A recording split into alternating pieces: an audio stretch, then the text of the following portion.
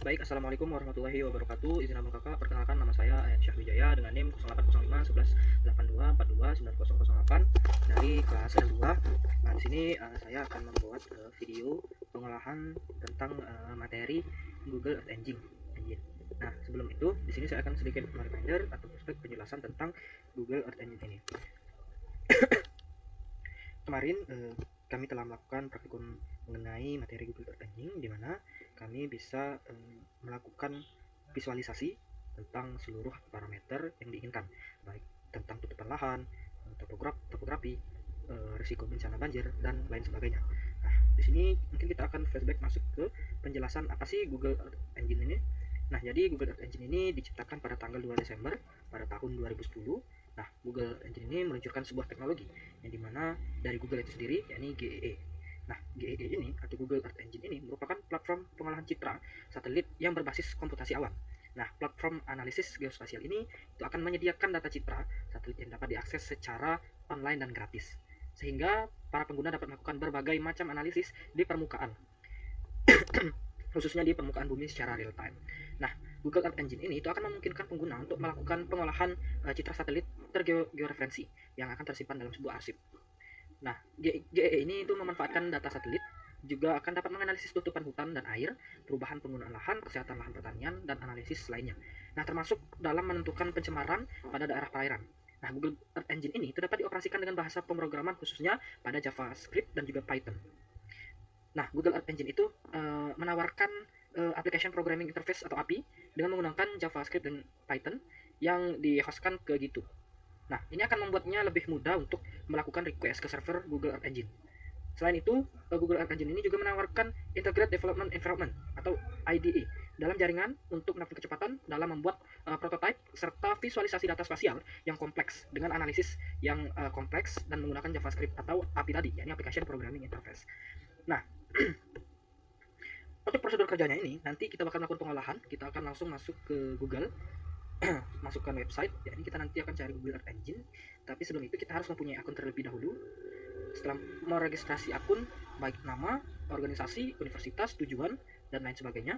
Dan Google Earth Engine ini itu berkaitan dengan email kita nanti yang akan bersangkutan.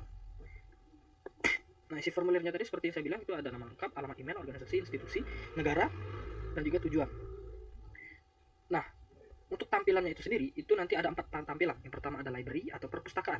Kemudian ada code, itu bagaimana tempat kita mengcoding untuk dapat memvisualisasikan nantinya. Nah, library ini itu berisi tentang skrip yang tersimpan, dokumen atau tutorial Google, serta file-file yang akan terupload ke Google.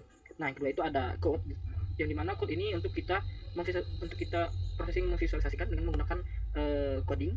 Nah, yang ketiga itu ada tiga fitur, dimana ada konsol, inspektor, dan task. Nah, konsol ini akan berisi tabel, grafik, atau gambar yang muncul sesuai permintaan yang kita tulis.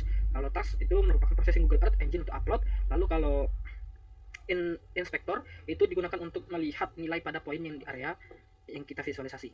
Nah, yang keempat itu merupakan menu maksudnya itu menu data spasialnya atau petanya, sehingga nanti akan muncul visualisasinya secara langsung.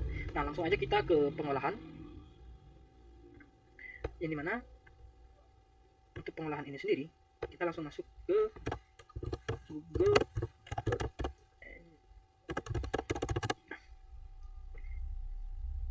Nah, setelah masuk, teman-teman harus mempunyai akun terlebih dahulu ya. Kita ke code editor, karena di sini saya sudah mempunyai akun. Nah, nanti loginnya di sini. Teman-teman akan login di sini dan diarahkan bagaimana cara meregistrasinya. Nah, seperti yang telah saya jelaskan tadi, bahwa di Google Earth Engine ini ada 4 bagian. Bagian yang pertama itu library atau perpustakaan yang berisikan file-file dan juga visualisasi sebelumnya yang dapat kita simpan di file ini. Nah, di sini ada docs, yang dimana dokumen apa saja yang mendukung untuk dapat kita masukkan ke codingan ini agar dapat berjalan dan tervisualisasi. Nah, di sini ada aset. Nah, yang di tengah ini, yang kedua ini, itu merupakan code atau tempat kita mengcoding agar tervisualisasi dan juga terkhusus tujuan kita tuh mau melakukan apa dan kita lakukan di coding ini. Dikarenakan saya sudah mempunyai codingnya, kita langsung tempel aja. Baiklah, di sini saya akan menjelaskan tentang coding yang saya buat, ini mana saya akan memvisualisasikan tutupan lahan di daerah Bangka. Nah, di sini saya melakukan coding, ini peta tutupan lahan Pulau Bangka, Google Earth Engine.